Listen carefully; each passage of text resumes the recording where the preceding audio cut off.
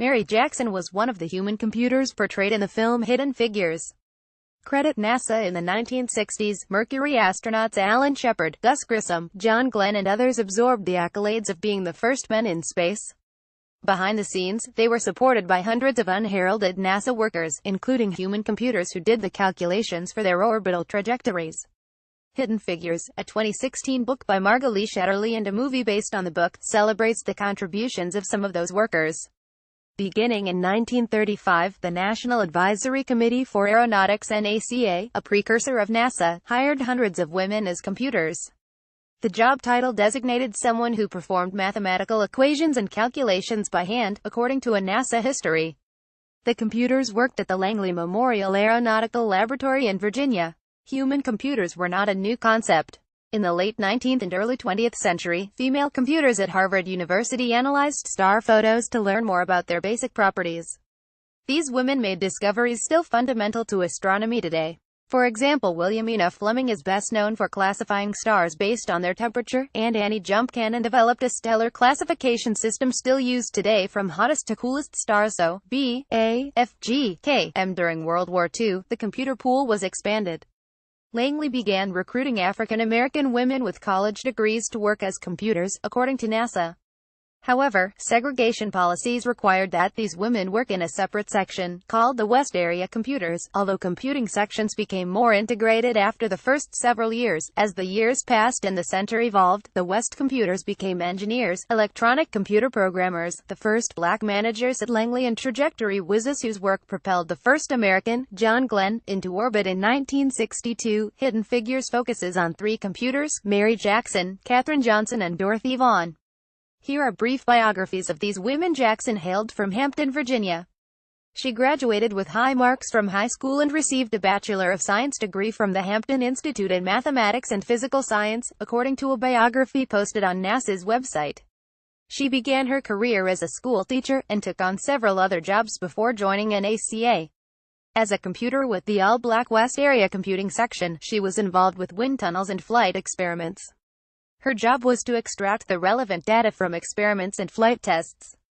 She also tried to help other women advance in their career, according to the biography, by advising them on what educational opportunities to pursue. She discovered that occasionally it was something as simple as a lack of a couple of courses, or perhaps the location of the individual, or perhaps the assignments given them, and of course, the ever-present glass ceiling that most women seem to encounter, stated the biography. After 30 years with NACA and NASA, at which point she was an engineer, Jackson decided to become an equal opportunity specialist to help women and minorities. Although described as a behind-the-scenes sort of worker, she helped many people get promoted or become supervisors. She retired from NASA in 1985. Katherine Johnson did trajectory analysis for Alan Shepard's mission in 1961 and John Glenn's mission in 1962. Credit NASA. Johnson showed early brilliance in West Virginia schools by being promoted several years ahead of her age, according to NASA.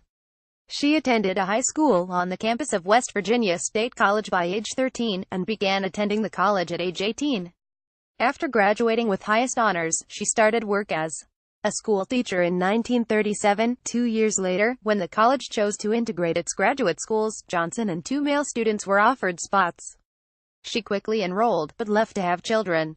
In 1953, when she was back in the workforce, Johnson joined the West Area Computing section at Langley. She began her career working with data from flight tests, but her life quickly changed after the Soviet Union launched the first satellite in 1957.